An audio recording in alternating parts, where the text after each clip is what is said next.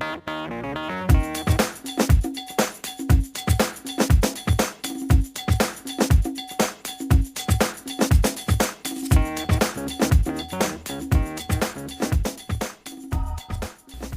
and welcome to this edition of Let's Talk About It. As you guys know, the show rather is about inspiration, motivation, and education. Today's topic is about abuse, and it's child abuse. And my guest today, Miss Rhonda Branch, has actually experienced that, and she's going to share a little insight to the things that have happened in her life with child abuse. Rhonda, welcome to the show. Thank you. Happy to be here. All right, I'm happy to have you. Now, Rhonda, I'm going to go ahead and get straight into your life. Okay. Your life story. I understand that at an early age you were actually molested. Yes. And this was by a family member? Yes, by my mother's boyfriend. Mother's boyfriend. Okay. From as early as I can remember, I think I was like in the 2nd or 3rd grade. My sister was probably in kindergarten. Mm-hmm. And, he would come and get us out of our rooms or take us on picnics and say, let's play hide and go seek, and we would be at the park, and he would actually perform oral sex on my sister and I, and he would penetrate me. And this happened probably from the time of 2nd grade up until I was about in the 9th grade. Really? Yes. And so, wow. In that time period, did you try to tell anybody, or was it just a big secret you were keeping? Or yes, I did. You I did? Okay, so she wasn't silent. No, I wasn't. And then later, when I became an adult, one of my aunts that lived with me told me, how that memory flashed back. She said that she and her friend had left. My sister and I were in the living room, and she just went down the street and came back. And she said, where did those girls go? And she went in there, and there we were in the bed with Mr. Frank, and we both were naked, and he was naked. And we were both on the side of him, and she was like, what are you doing? I'm not doing nothing. What are you accusing me of? And so she tried to share with my mother what had happened, and, literally my mother accused her of being a liar and said, I'm going to check with him to see if that's the truth. So she came back and said, he said that's not true, that didn't happen. They had a falling out. My aunt moved across the street, and I grew up with my aunt most of my life, and she always took care of us. And I had always wondered why she ended up moving across the street, but as an adult, she confirmed to me why she moved across the street. Then my cousin from Boston came to live with us, and one of my cousins and brothers were teasing, saying, Mr. Frank is always getting Rhonda out of the bed and messing with her and pulling her panties down. And my cousin said, no, that's not right. She was from Boston, Massachusetts. So, again, she disappears. She leaves. So every adult who was in my life that tried to help me was removed. So every time I would reach out to a teacher or a counselor, I was told, she's paranoid, she has some issues, or, she's a drama queen. And I guess the one person that you expected to reach out to you or to pay attention to what you were saying was your mother. Yes, and your mother wasn't paying any attention to that. No, and not you were at all. telling her, Mom, this is what's happening to me. Yes. And I see this happen so often, and especially. It happened to me and my sister. It wasn't just you; it was your sister. No, it's me and my sister. And you know what I see though is so often the kid who's being abused has gone to that parent, that mother, and told that mother what has happened to me. But it's like the mother is in denial of this happening to your child. And to me, how can a mother be in denial that this is happening to your child? This is someone that you gave life to and gave birth to. How can you ignore this? How can you not investigate that my daughter said that my boyfriend is touching her, or he's feeling on her, or he's in the bed? How can you not? And it happens. That's what happened. It in happens my mind, every day. I'm thinking, how can that be? How can you not? I mean, 12.7 million people are abused daily. I mean, as big as the city of New York. This month, the month of April, is Sexual Assault Awareness Prevention of Child Abuse Month. But it took me to become a Christian and find healing in my heart to forgive my mother and my abusers. And I had to say, then also being a divorced woman trying to raise my children, I also had to put myself in her shoes in order to forgive her and say, well, maybe she was struggling. She denied it because she was trying to raise her kids, and she wanted better for her children. I'm not making an excuse for her, Right. but I'm trying to understand. Right. You know, and I think and I can't speak for her, right. you know, for today, because my family is still in denial on Okay. this issue. Okay. In October, you know, because for like 3 years I had my book cover, Journey to Healing, on my Facebook cover. Mm-hmm. And, you know, I hadn't stepped out on faith to really put it out there. But when I was asked to be in this book, Wounded, Survive, Thrive, I stepped out on faith and said, God expects me to testify and to help someone else who's going through, or help save another child's life. Absolutely. Because you know, from that age up into now, I have been through hell and back in relationships, and, you know, my moral compass wasn't right in making bad decisions. And I think that a lot of times when you've experienced certain things in your life, it actually sets the foundation for how you behave throughout your life. It does. The things that you allow in, or either that you don't allow in, and things like that. I want to go back to when we were talking a minute ago with your mom being in denial. Do you think it was to keep a man, to hold on to having a man? And so you almost sacrifice your kid because you're trying to hold on to a man who, chances are, he ain't going to be there by the time it's all said and done anyway. But I think I've seen that often with women who have children that these men are abusing. Would that be safe to say in your situation? I think so. And the funny thing that happened for me, where my I guess spiritual awakening happened, was because in 2008 I was invited to my mother's sister's and her husband's 40th wedding anniversary. Okay. And my sister called me and just whispered, Rhonda, Mr. Frank is going to be there. And I broke, at that point, I just broke down. Really? Yeah, I literally had like a nervous breakdown. Is that right? And I removed myself, you know, from my family, everything. And at that point is when I started my journey to healing. And I thought I was healed. Yeah. But I realized I wasn't. Okay. And then at that time I was informed that my mother was having a relationship with this man, and that my stepfather didn't know anything about it. And so it was just almost like I relived that abuse all over again in 2008. Wow. And I guess the hurtful part probably for you is the fact that you continue to tell your mother about this. For years. For years, and she did not listen to you. And then with Mr. Frank coming back into the picture again years later. And she shared with my sister on last year, because my sister went to her, because there was another publisher that was interested in doing my story and interviewed my sister and everyone. And, you know, all I can do is tell my truth and stand up in courage and tell my truth. And so they've shared this same story, and it's all been taped. And Mr. Frank shared with my mother that I'll tell both of them to their face that they're liars. And then again, here we go. She stood again with him against us. But in this 2012, just out of the clear blue sky, because of the advertisement for this book, she did call me and say, please forgive me, cried, and then said, you know, I've been diagnosed as bipolar, you know. And then I took that as just being, you know, emotional. That's emotional abuse. And I don't accept that, and you know. And I think that you are right in not accepting that. And my first thought would be, were you bipolar back then, when I was that little girl going through that and experiencing that? Were you bipolar back then? You know, we're not finished yet. We got so much more to talk about. But we'll be back in just a moment with more from Rhonda Branch. So stick around. You guys don't want to miss the rest of this interview. Hello and welcome back to this segment of Let's Talk About It with my wonderful guest, Miss Rhonda Branch. Today's topic matter is a very sensitive topic matter. We're talking about abuse.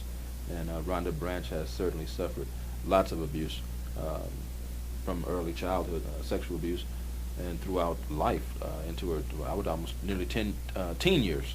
Yes. Rhonda, what was one of the pivotal points for you recovering from the things that have taken place in your life? Probably just not being not my mother recognizing what happened. That was more important to me than anything, for her to say, I believe you. I know this happened. Even after my sister shared with her this had happened. And then in 2008, when my abuser came back around, and I realized I can't keep living like this. Right. I've got to go to God. I've got to go to a counselor. I've got to get myself some help. And that's in 2008. So I can move on with my life. How many years had passed?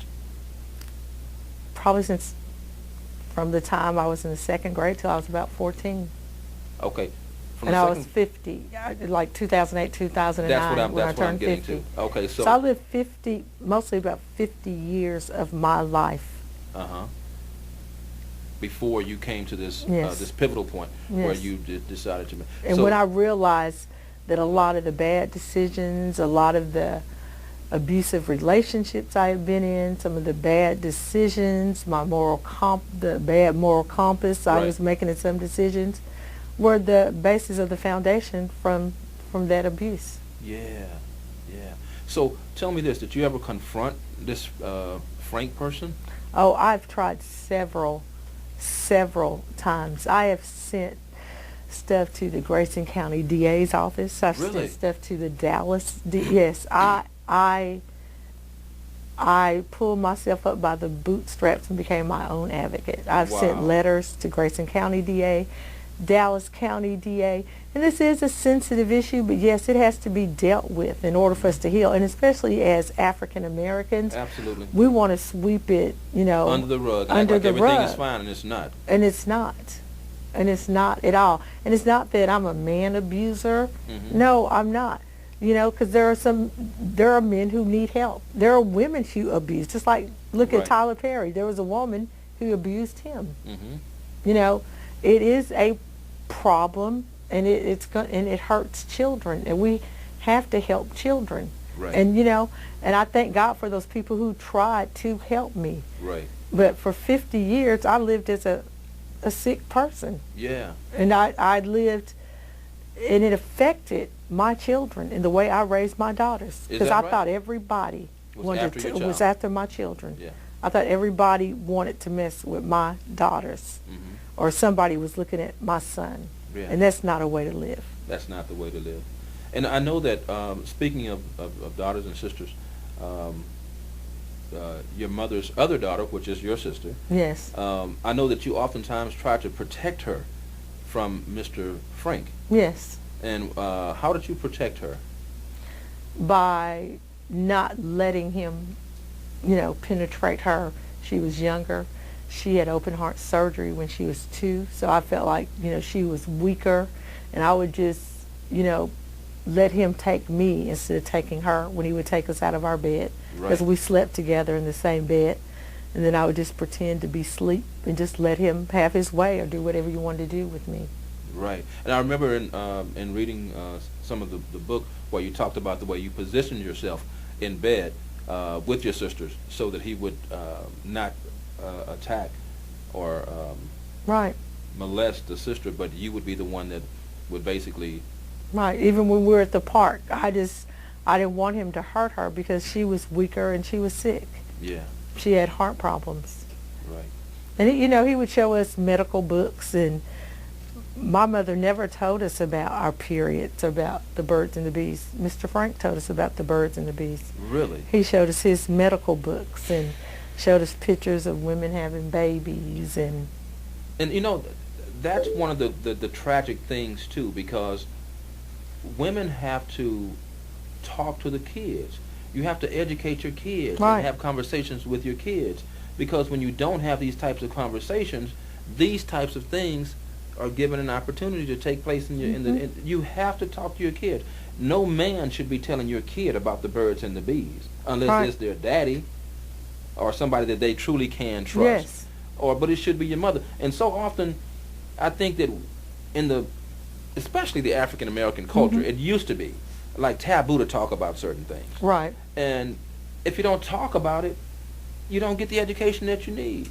And then tragedy takes place in the family and with the kids, because the moms, the dads, or whatever, we're not communicating effectively with these kids to have them positioned for when these things might take place in their lives. Right. And that was a prime example for what happened with you. Mr. Frank never should have been the person teaching y'all about the birds and the bees. No. Because he took full advantage of you guys. And then as an adult, when you do tell your truth, then the whole family usually turns on the victim.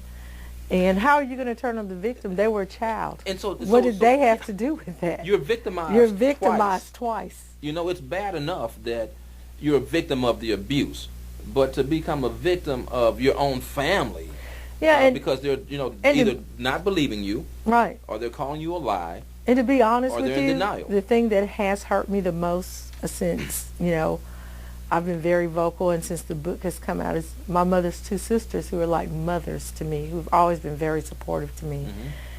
Mm-hmm. Usually every holiday, even though I live in Louisiana, they still call and say, bring your dressing or bring this, even if you come or not.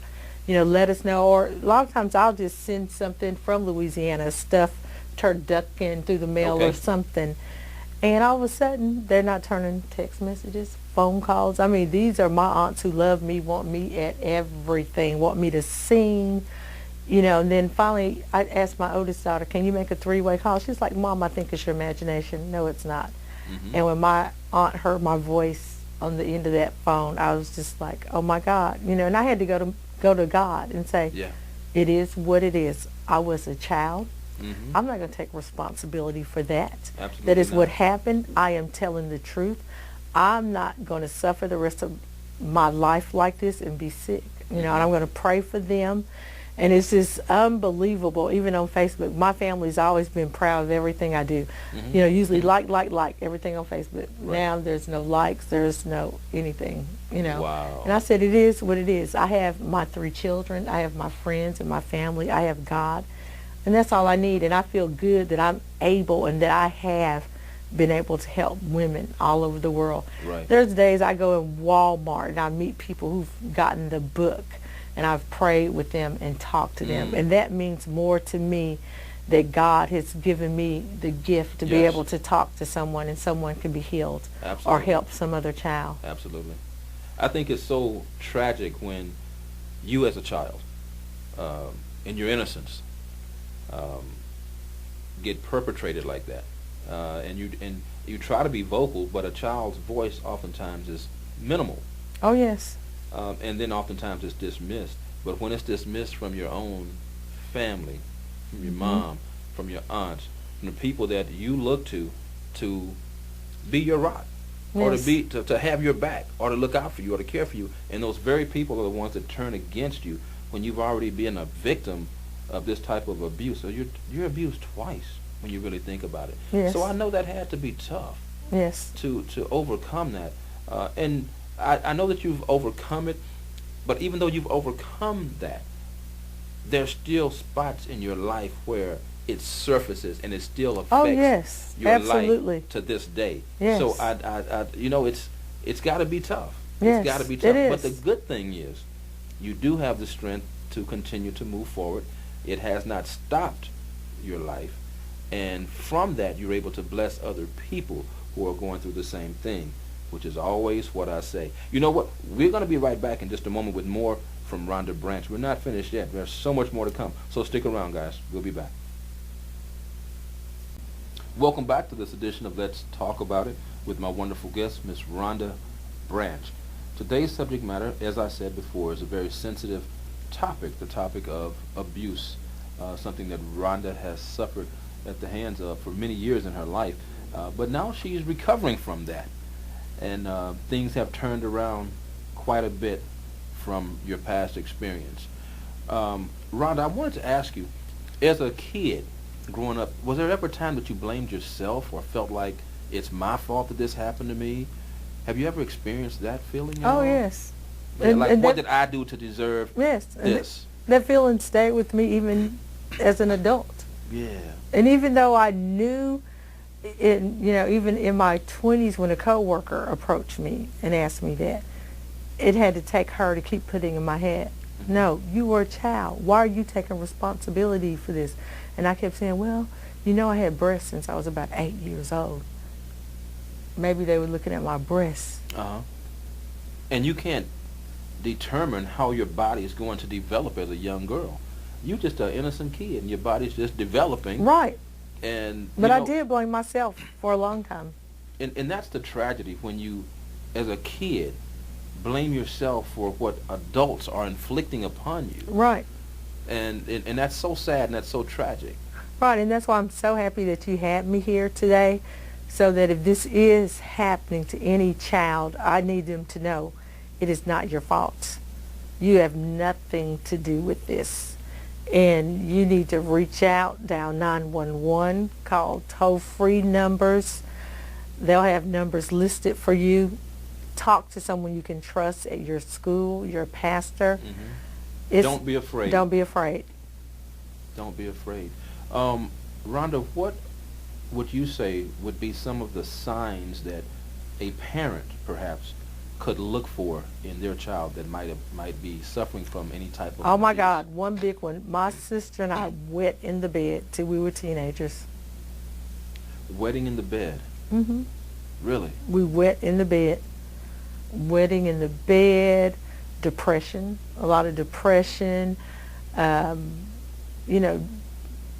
removing yourself from groups, not wanting to be involved, being afraid of the opposite sex. Right.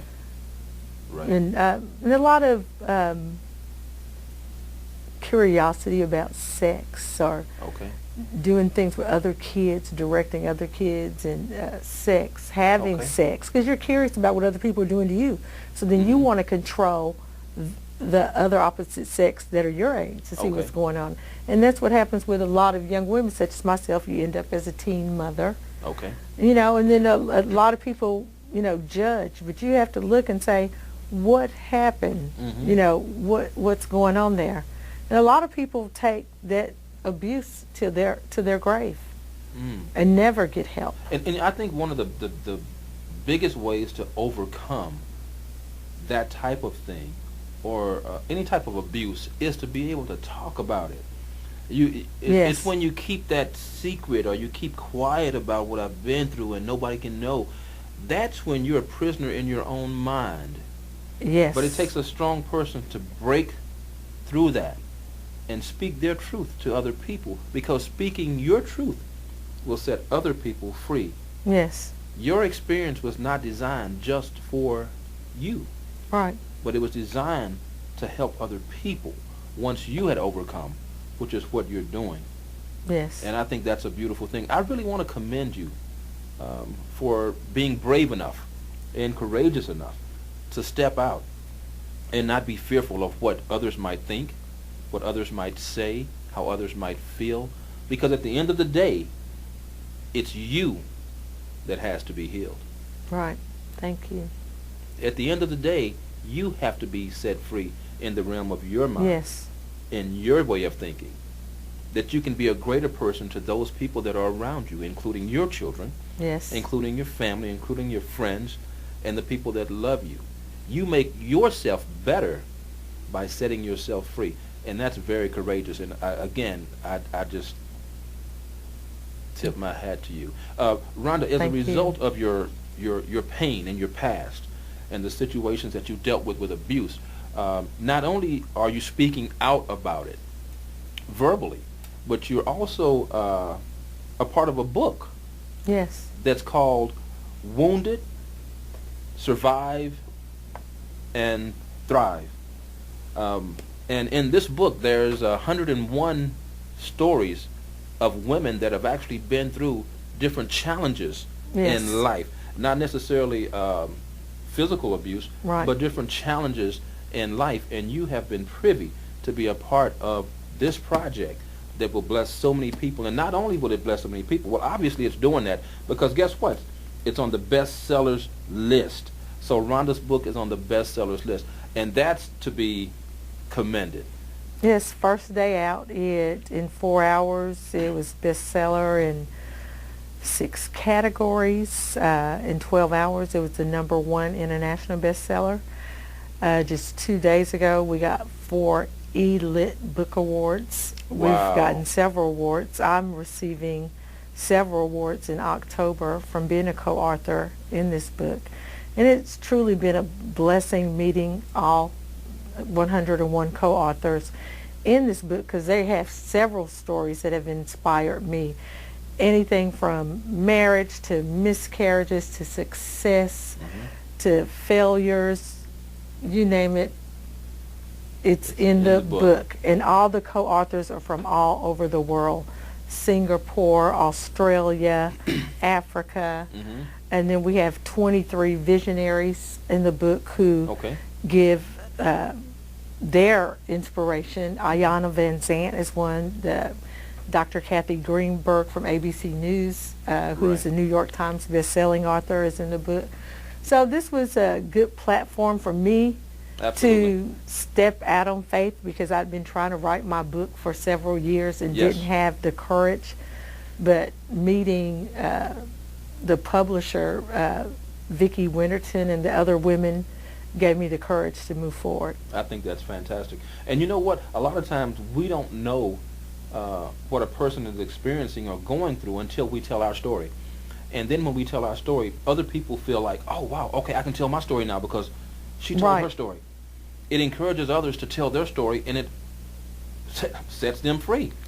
Right. It's like a domino effect. It is, because I ended up meeting in this book, in the chapter, because she also has a book, Devin DeVesquez. She was the first Star Search spokesperson that won. And she was a Playboy playmate, and she's married to Ron Moss, who just left the Bold and Beautiful soap opera. She's in the book, and she was sexually abused and several other things that happened. Right.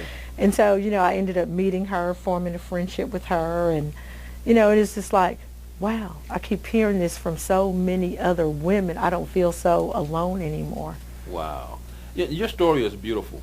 And I know that God designed it to be a blessing to so many other people. Yes. And I know you're going to do great things in the future as it relates to the life that you've lived up to this point, including your next book, in which we'll find out so much more about Miss Rhonda Branch, her life experiences, what she's been through, and what she's overcome. This is one of those interviews that I am so excited to have had, because it's an opportunity for you guys to see how one can go through something that's tragic, and how one can overcome the tragedy that exists in their lives. Thanks so much for joining us. And for more information on Rhonda Branch and the show, you can reach us at Let's Talk About It 12tv@gmail.com. That's Let's Talk About It 12tv@gmail.com. Until next time.